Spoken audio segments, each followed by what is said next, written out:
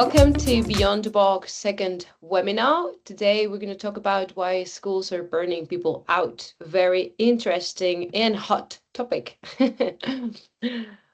Today I've got with me Adam Brown. Adam, if you want to greet our audience. Yeah, hi. I'm Adam Brown. I'm head of the design strategy and innovation team here at Kidzink.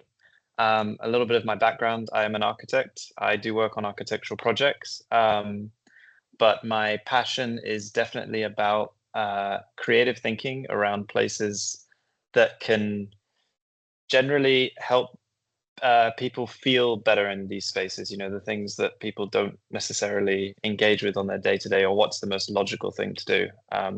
My passion is kind of what's the other thing? What's the thing that no one's thought about yet? So, yeah. Thank you, Adam. So it's going to be very interesting because I work together with Adam. As you already know, I'm Ana. I'm an architect and neuropsychologist. And my role at Kidzink is to make sure that we do research and that we apply research in our projects. So today we're going to have a conversation in which research and practice are going to be fused. And we're going to share our worry about how teachers use schools as their workplaces and how to make them feel better through our designs. So most people design for, excuse me. Okay.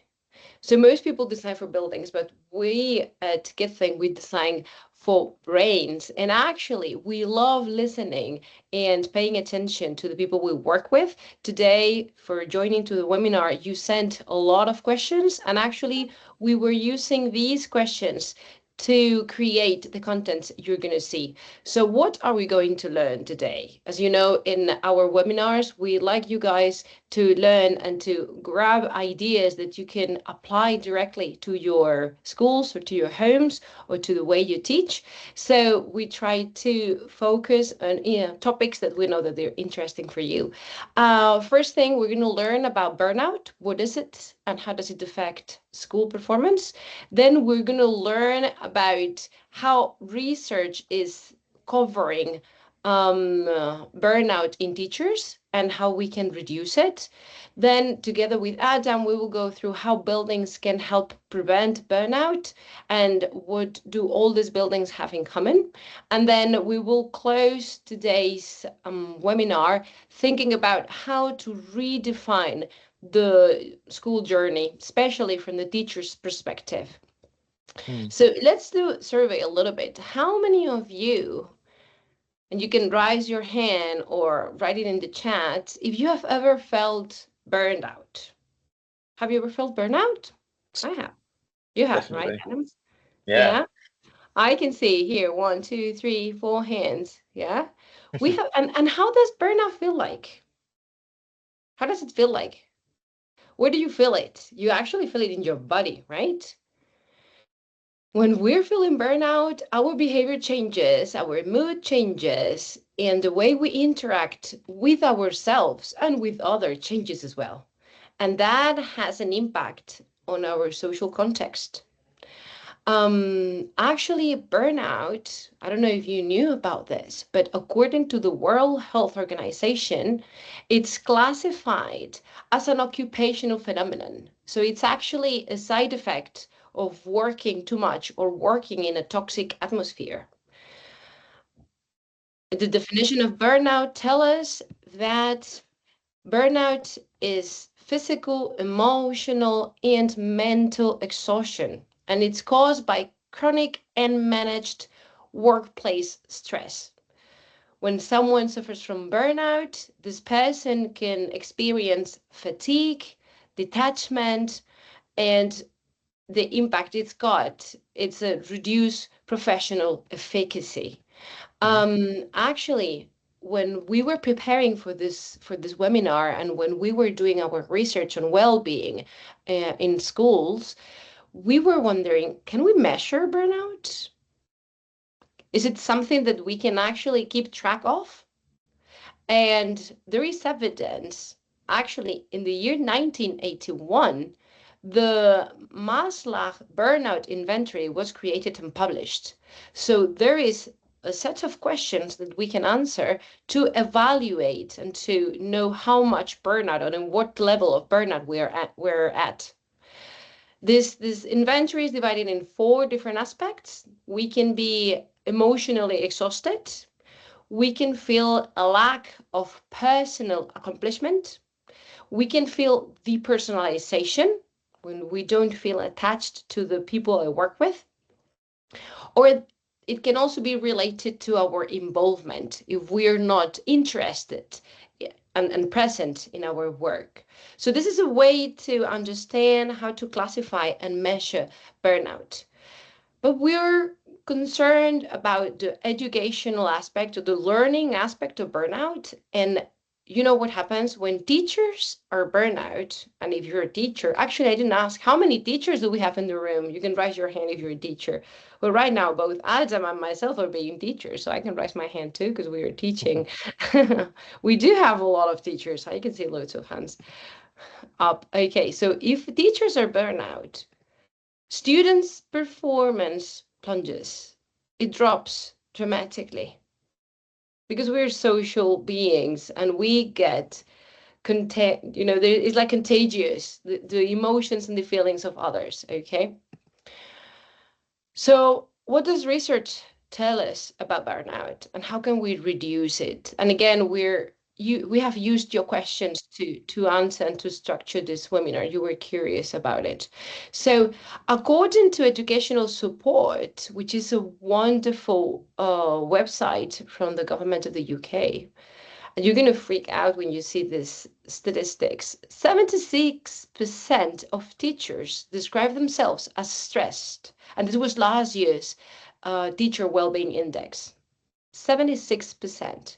But not only teachers, because 49% of all staff say their organization's culture has a negative effect. So not only the building, but also the culture within the building and the way we interact with each other. 78% of teachers experience symptoms of poor mental health due to their work.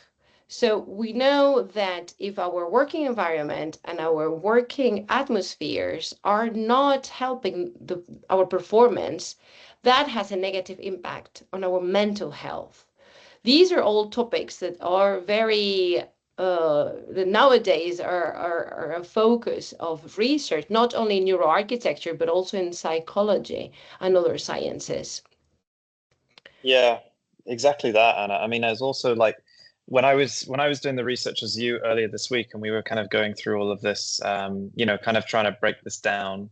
It it it kind of made sense to when it started to be segmented into kind of emotional load, cognitive load, sensory load, and recovery deficit. So in a way, it just helped to identify that if all 4 of these things are kind of adding up in your day-to-day life as a teacher, is huge like risk for burnout.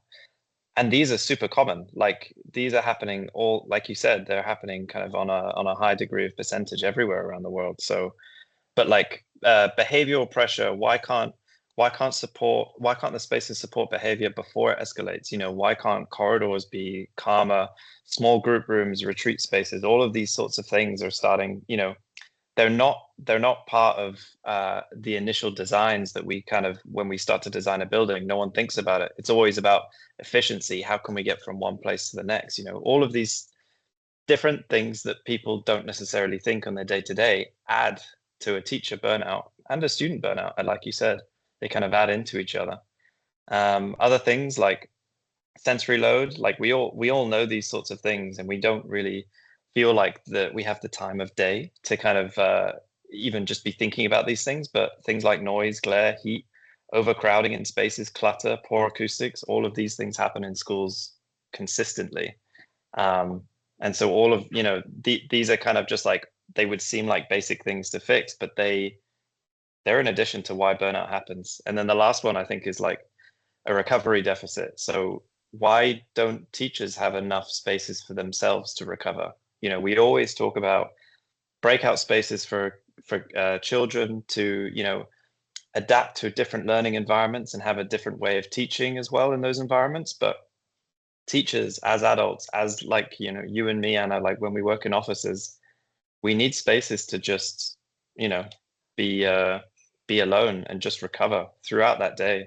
And so these are the kind of things that we were like getting interested in when we were looking through. Mhm. Yeah, Yeah. and it's interesting, right, Adam, how research shows us that this is something we can see in the brain of the people. And here we selected these two images.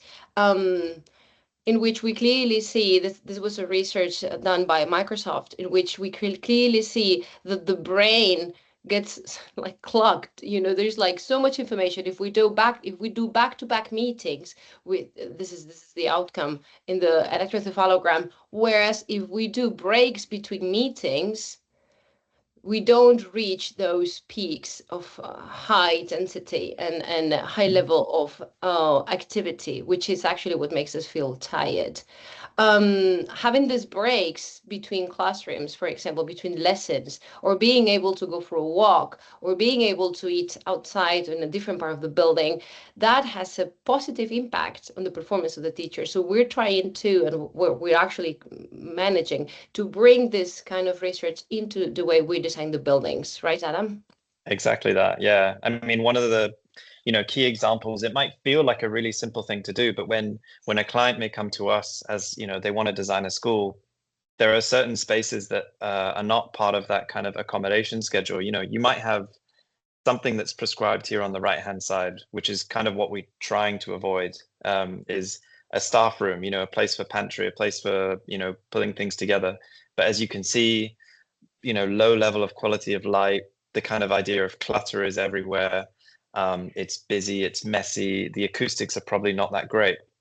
But there's this other school, this other education center, sorry, in Omaha by DLR Group. On the left-hand side, they have prescribed spaces that are for an individual. They're close to classrooms, so they're not actually, too far away, so they can be used as short breaks. They're individuals, so they're small and protected, soft seating. There's obviously a huge amount of natural daylight. And it's also like an adult focused finish. So you might think it's kind of, oh, well, it's all white and very boring, but actually avoiding sometimes the bright student facing colors throughout the day is also kind of can be a nice step away from it all. Yeah. So this is just one of those examples, very simple, and it just feels like a room, but actually it makes a huge difference. Yeah, because what we see, right, and this is something we talk about with our teachers, the teachers we work with, is that they feel like they need to regulate their nervous system, Mm. and their own nervous system is dysregulated. What do we mean when we mean by regulating someone's nervous system? Well, they have to manage the student's behavior, their attention, the way they're moving, the emotions, especially when they are teenagers. I'm thinking of high school management, right? Teachers in high school level. Conflicts as well. What happens when there is a conflict between a small group of students and the other students are not in the conflict? The teacher has to deal with that as well. The motivation, the belonging. And there is an extra challenge because we are a company that work globally. We see that these aspects may change depending on the social context, the scenario, the location. Even within one school, we see many different environments, right, Adam? Yeah, definitely. Mm-hmm. Yeah. So we're going to go to the third chapters of today's webinar, and now we're going to focus on what kind of buildings help teachers and students prevent burnout, and what do they have in common. As you already know, last year we published the enriched environment model as part of our last book entitled Beyond the Box: How Neuroscience-Based Design Can Transform the Learning Environment. And through this and doing this research, we had the chance to interview more than 250 teachers. We have evaluated more than 1,000 schools, and we have the outcome was these four different dimensions that we were using to design schools. Very briefly, we're going to go through all these four dimensions, and Adam is going to share with you very precise examples on how to tackle and how to address these problems that we are seeing when it comes to burnout syndrome and teachers and students' well-being in schools. The first one is about the sensory aspects of the space. we always call for the sensory aspects in the first level because it's this information that we can escape from, right? Mm. And Yeah. how does the environment talk to the body, Anna? And which example did you bring today? Yeah. Okay. So when we were looking through this and we were looking through the research, I was kind of interested in this idea of what are the different loads? So emotional, cognitive, sensory, recovery deficit, all of these things are adding to a kind of sense of burnout, a risk of burnout in everyone. And so when Anna and I were just looking through this as a chapter, it's like, okay, what lessons can we learn from kind of existing schools or let's say architectural examples when maybe they're addressing all of these concerns, like you're saying, Anna. So this idea of sensory load, noise, glare, heat, crowding, clutter, poor acoustics, overstimulation, like that's an easy one to fix. But what's the best example out there? And this is a kind of it's a school in Scotland, in Glasgow, by Alan Dunlop Architects. Specifically, this is a school for people of disabled kids with whether they have sight problems or all those Visual sorts of impairment, things. right? Visual Mm-hmm. impairments, exactly. Sorry, Yeah. got away from me. But Mm-hmm. what's really amazing, and I could talk about this all day, but this idea that like the sensory cues that we should be using in our day-to-day schools, in this particular one, it's sort of an orientation tool. And so the project you can see in the image on the bottom right hand image is the wayfinding is literally built into the walls. And so there's braille, there's kind of a sense of height. Everything is about your orientation. The plan you can see is kind of a wavy corridor. So this idea of a gentle journey, not a kind of confused long corridor that kind of can make you feel like, an endless space. So it makes you feel like you're very much at human scale. The materials become part of that learning environment. So it's using textured natural materials, timber, cork, slate, chosen partly for touch, but also kind of, it's relating a little bit to Scotland as well. But that idea of warmth and that sensory stimulation is so key. And so not necessarily this is for like teachers, but this is for the students. But it's sort of saying, well, what lessons can we learn? What kind of things can we like take away from this to bring into our schools to kind of create that sense of like calm stimulation, right? Mm-hmm. Like I think these are things that people don't necessarily think about, but we're trying our best to think about it when we are designing through these schools. Yeah. And in this school, there is an example, and according also answering some of the questions that we have received before the webinar started, there are solutions that are not necessarily expensive, which is Yeah, adding some kind of material like a tape or some kind of material across the corridors so yeah. children or teachers can touch it to know where they're at. Yeah, I think what And I then, love about this one mm, as well is that the each student is kind of the building is encouraging their own wayfinding. So in a sense, they're not dependent on kind of guides or anything like that to help them move through a space. It's their place again, which is yeah, also really like amazing.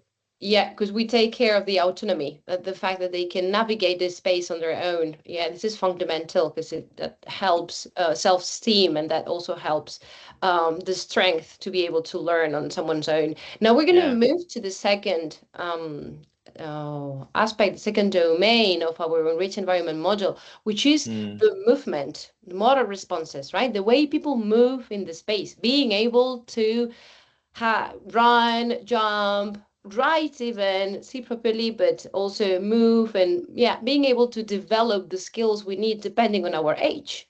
yeah. And these are the quality factors, but Alan, you brought a really interesting example, right? For this case, very well Yeah. known. Yeah. There's a really cool kindergarten in Tokyo.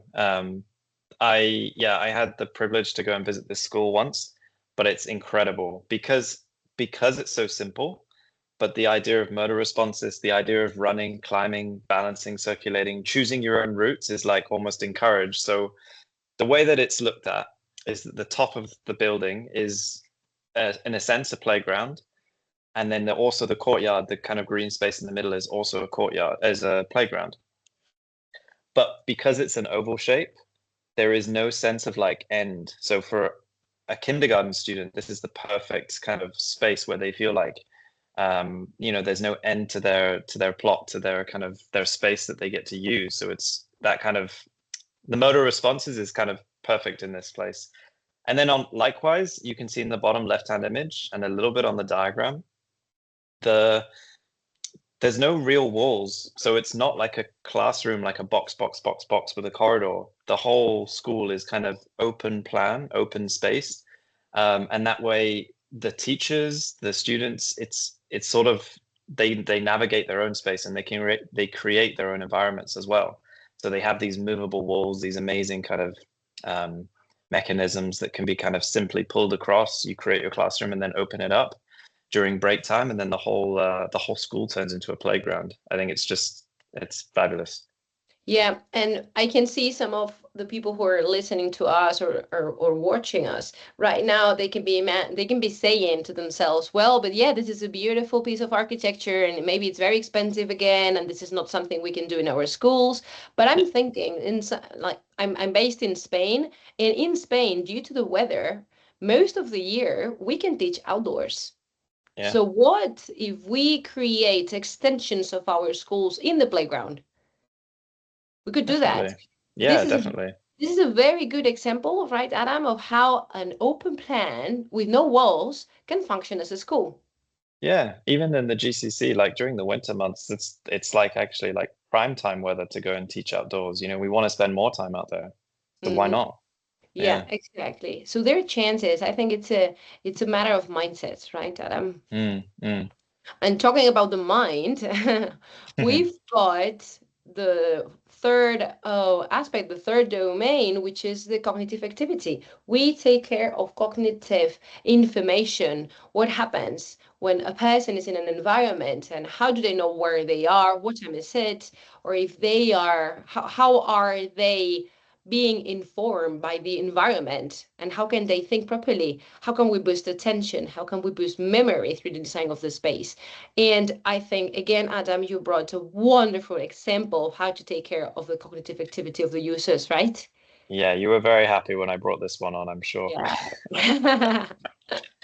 Yeah. Yeah, I mean, not many people might know unless you did study architecture, but this is kind of one that's sort of drilled into your brain literally when you're kind of your first year of architecture school. This is the Phillips Exeter Academy Library in the US. It is a university building, so it does play with that different age group. We're not necessarily dealing with kind of younger children here, but this idea of kind of cognitive and things that we always talk about when we're kind of designing through spaces is a couple of things. So focus is protected, knowledge is visible, orientation first. So we talked about having differentiated ceiling heights. And so it's a beautiful contrast between coming into the space and you feeling like you have arrived. It's a warm, the timber materials are kind of giving you, that sense of warmth. You're part of something bigger. But then to the contrast on the right hand side, these really like well designed, unique little like reading nooks is so like perfect. So you have that kind of sense of your focus is completely protected. The use of natural light is kind of uh well, it's the perfect amount for like when you're reading a book or even using your laptop or all these sorts of things, and you're kind of completely self-isolated and left alone. So yeah, it has that real sense of like quiet and focus to the whole building and the whole space as well. Yeah. And in this Yeah, point, you can, because Adam, you're telling us about what's the cognitive impact that the yeah, building has in the person, but you've also spoken about movement and you've spoken about sensory aspects because you were talking yeah, about the wood and the light and the warmth that we can feel when the sun goes to the windows. So we can see that the quality factors, which are the different items that compose the enriched environment model, overlap and they actually sum on top of each other, right? yeah, Um, definitely. and actually, that's how we meet our last. design domain, which is the social emotional interaction, we pay attention specifically to attributes of the space that help people in this case in the school interact with each other and also interact with oneself, because it's also important to be able to have places to retreat, and that's why we have the prospects and refuge quality factor, or we have the atmosphere, amphitheater style layout, excuse me, so people can sit down and see each other's faces. And again, we have a very interesting example that in which you're going to show us, right, how this Yeah, works. yeah, exactly.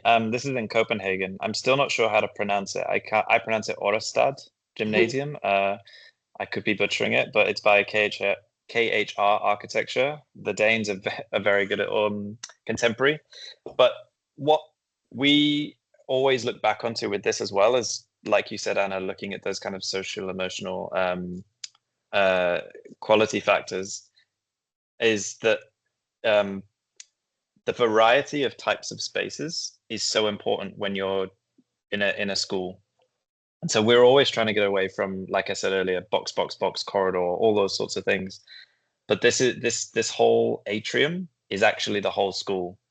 So every floor is built around like a central staircase, but there are lots of nooks to go off and come together and collaborate in different size groups. And in a sense, that's addressing everyone's needs as a type of learning environment. Yeah. So yeah, it's built around safeguarding, visibility, all these sorts of things. But at the same time, you can go away, find your little reading nook, and study on your own, and then come together on a group. Maybe you can sit on one of these bean bags, be relaxed, be with your groups of friends, discuss what you've been learning. All of those sorts of things happen in this open plan space. Mhm.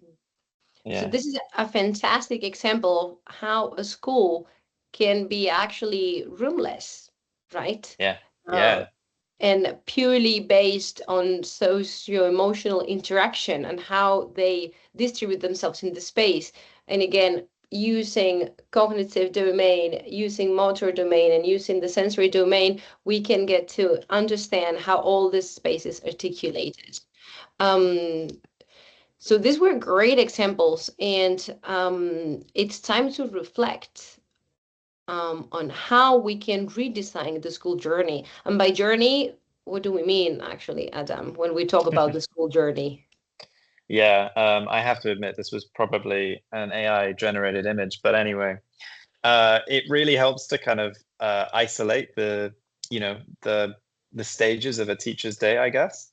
Um, and when we were talking about it, it was like so evident to us, right, that these different loads, the emotional, cognitive, all these things that were like happening within teachers, it's so clear here because there's no breaks in between. There's no kind of space that they can take some time to themselves. They might be going from, an arrival where it's a stressful, definitely in Dubai, stressful traffic and loud noises and a lot of heat, lots of crowding, all the way through your day where you may not even have a break to yourself, right? Like that's one of those things. And we're going to start discussing a couple of tips that teachers might be able to start Implement. to implement into their space. Yeah, exactly. These tips that we're going to give you, and we want to focus on this because this is something now during the summer, if especially if you're a teacher, you can start implementing or rethinking when it comes to next the school year. But if you're watching this on YouTube and it's actually the school year, you can also implement them because, as we said at the beginning, this is also a matter of mindset, the way we understand the space as a third teacher, and when we understand that the space is actually an extension of our brain, then we can use the space to take care of the brain and to take care of our nervous system. But how, and this is something fundamental in our work at Kidzink, how do we bring this beautiful theory into specific things in the space? And here we're going to give you 6 practical suggestions to apply the enriched environment in your school. This is the first 3. These are the three ones that I'm going to give you first, and then Adam will explain an example.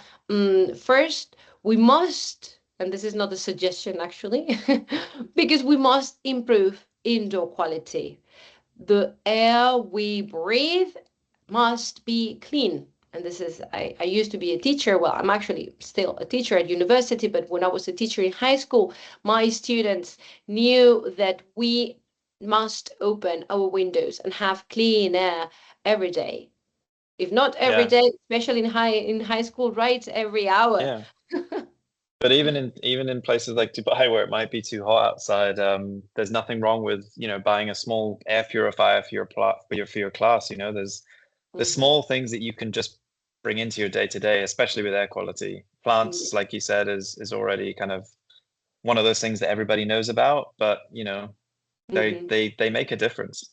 They do, yeah. And together with the air quality, using the light strategically, because the light creates the space. And when we have natural light, or when we have artificial lighting, sometimes the natural light is way too much, and there is glare, there's radiation as well, there is heat. So we can use artificial lighting wisely to create different learning atmospheres and support specific learning moments, right? Yeah, definitely. And everyone knows that having exposure to light is generally quite good for your mental health. Yeah, because So it yeah, helps with the circadian rhythm and so on, right? yeah, And then in this slide as well, we want us to share that we have to reclaim corridors as learning spaces. And actually, this is the example. We brought you this example that summarizes all the three and many more quality factors that we have shared, right? yeah, definitely. I think one of my pet peeves as well when we come to kind of design a class or design a school even, and we go and visit the existing school and there's, children in a line behind their teacher just walking down an endless, endless, endless corridor. You know, those types of spaces, if you can, are perfect for breakout spaces. They're perfect for kind of micro environments for reading, reflecting, small group work, all of these sorts of things that help, Yeah. um, you know, enhance your space. This is actually a space we enhanced that we improved a lot last year, if I remember Yeah, correctly. Yeah, which yeah, is Repton's early years corridor. These yeah, used to be empty corridor, and now we can see how it has turned into an extension of the classroom thanks to the way furniture has been placed and thanks to the way all these cupboards are arranged as well, where students can place their personal belongings and then gather and mingle around the space. And it's very interesting when we go and visit the school to see them hanging and interacting and having this potential social interaction that it's going to define the way they perform when they're adults. So this yeah. has to be taken care of it from the very beginning, right?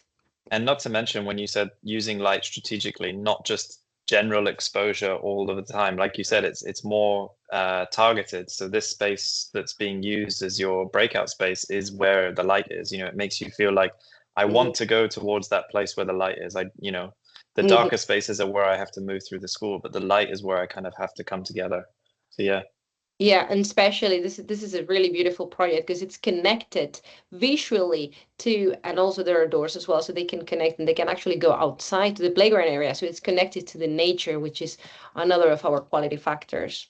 yeah, yeah, We're going to see the last three quality factors, well, advices that we are sharing with you to improve your learning environments. Um, Offer a range of seating options. This is something we're obsessed with. Of course, we're furniture manufacturers. We create seating options so every person can have his or her place to sit comfortably. But the thing is that I always make the same question. Adam, do you have at home only one kind of chair, or do you have several? No, I have several, and I have to admit, I have a very comfortable rug that I like to sit on the floor as well. So it's interesting to see that when we facilitate and when we give students and teachers different sitting options, their well-being also improves. So we cannot have one chair for all learners, but mixing different kind of chairs is going to help. Or we can add pillows, or we can transform, we can play around with this. Again, this is not a matter of being very expensive. It's more a matter of mindset, of being creative with the solutions. Together with given system options, we can introduce natural materials. What natural materials shall we include in the classrooms? What do you think? Timber. timber everywhere as much as we Yeah. can, but also plants, Yeah. right? Having plants in the spaces gives them, yeah, gives them life. um and then there is something fundamental as well, which is what we need to ensure, because we're talking about learning environment, so having plants, having beautiful things, being comfortable, all right, but we need students to be independent, autonomous, and be able to access to the learning materials, which this sounds very logical, but I've been to schools in which students were not able to access the learning materials, so the teacher has to be taking care of everyone having everything, and they have to go to another room and bring the stuff, and and that's again adding pressure and contributing to this burnout of the teacher. So if we organize the space of as architects and designers, if we provide our users with the amount of space that they need to expose or to share or to exhibit the learning materials, or to keep them where Yeah. nobody can see them so students don't grab them when they're not needed, this is going to have a positive impact on the teacher's performance, right? Yeah, definitely. I mean, this is an outdoor play area that we've designed as well, but we're not saying that these practical suggestions are not just specifically to outdoors, but this is probably one where we can show that off. As you can see, a range of seating options. It is a playground, so that kind of idea of flexibility, variety is encouraged as well. Natural elements, you can see there's plants, there's wood, there's that idea of being connected with nature, even though you're in a safeguarded school, is part of that. Um, yeah, I think that, and then also ensuring independent access to materials. Yeah, for sure. I mean, why not? The whole space is like that. Let's say a Yeah. learning material is the nature itself. Yeah, and we often think that we only learn in the classroom, but actually learning happens everywhere, and the best vehicle for learning is play. Yeah, Through play and being entertained, um, children learn, and they learn a lot actually. I like seeing them playing with the sand or pouring water with the sand, and very often I think they're learning physics, they're learning how materials behave, because they're interacting with the wet sand and they can create a castle. So at the end, when you're a teacher, you see that everything is connected, but we need to give them we need to give the children the opportunity to interact with the adequate materials for learning. So that's why we chose an outdoor space in here. So this idea of having, yeah, no boundaries for the learning spaces is explained through the quality factors as well. yeah, definitely. And we can't talk about innovation or innovative ideas without talking about AI, right? Yeah, especially today. Yeah, I think when we were doing this research as well, and every other TED Talks on education seems to be, should I let my children use AI? Why can't I use that? But we were discussing it, and then Anna, you mentioned you do it as well with some of the students. Is that, well, there's no point. Why can't the teachers use it to kind of reduce their load on admin, they reduce their load on other things, so that they can do what they're and that, like, why they chose the career they did, right? So that they can spend more time teaching, mentoring children. Let AI put things into your day to day with AI to let the admin load reduce, right? Yeah, exactly. And this is something we wanted to share with you from teacher to teacher. Our colleague Daniel from the team as well, he's a teacher, but he cannot be here today with us. He's actually teaching. They're doing amazing workshops with students in sailing competitions. But together we created a list of tips on how teachers can use AI to decrease the workload. And we can start this summer.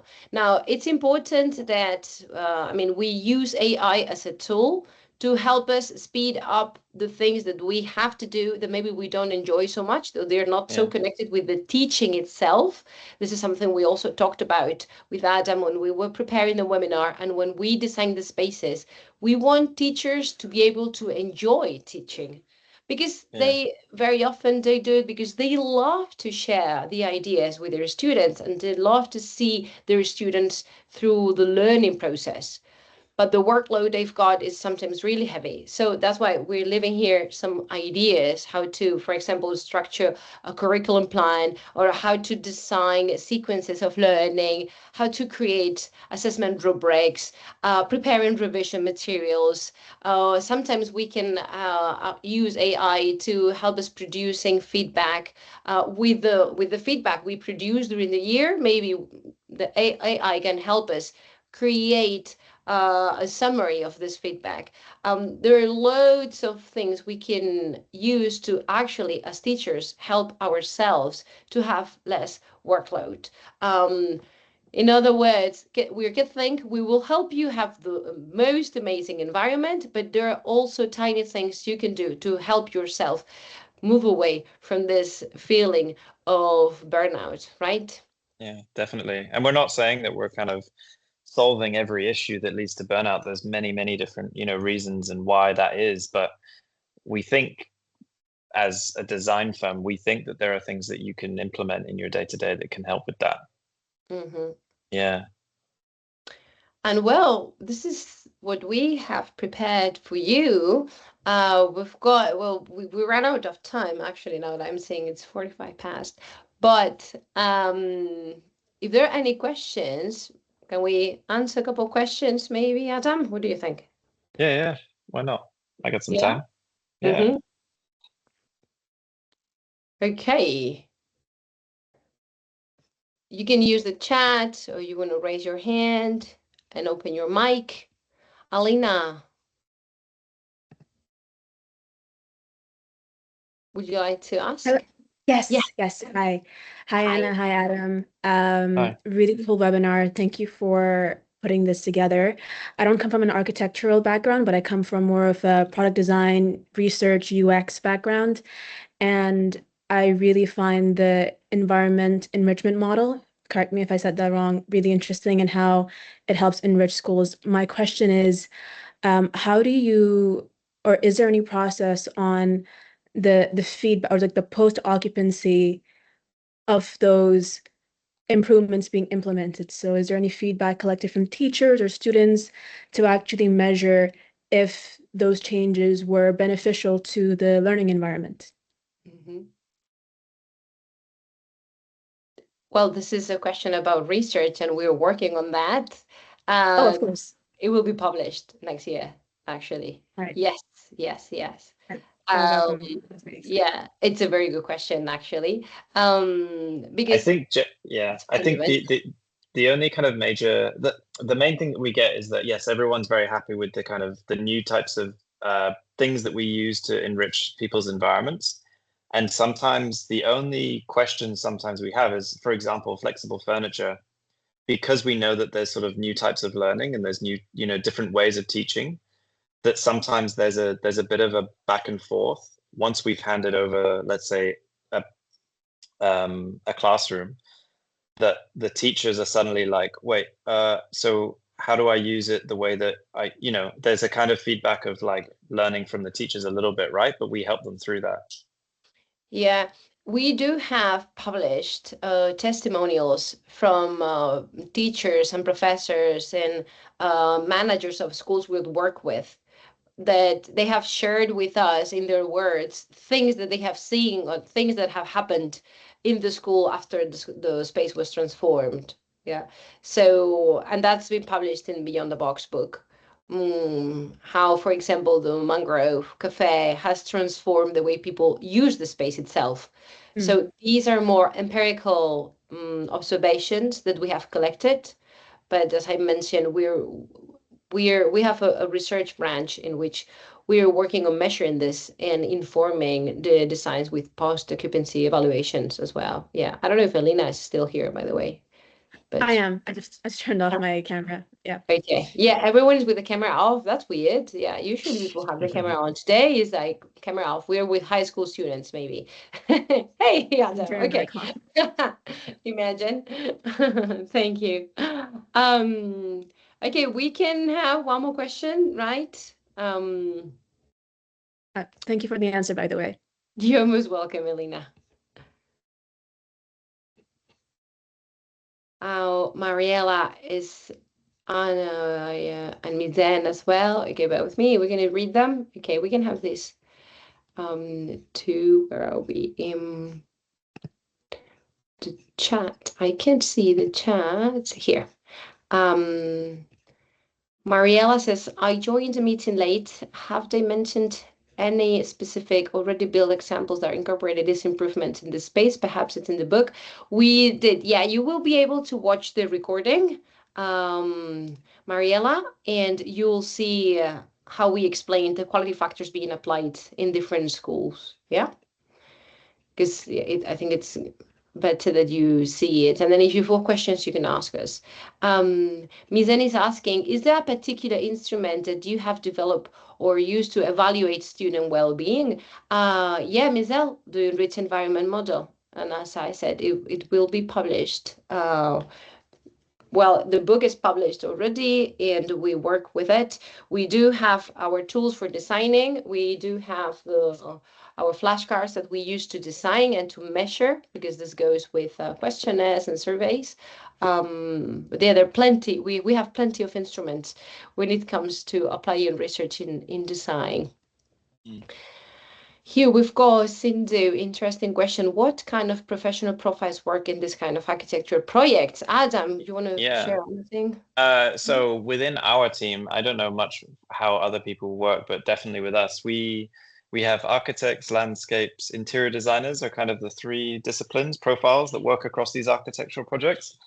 But then outside of that, which I think we do very differently, is that we have in-house ex-educators or ex-teachers that have worked sometimes with the principals that we're designing for.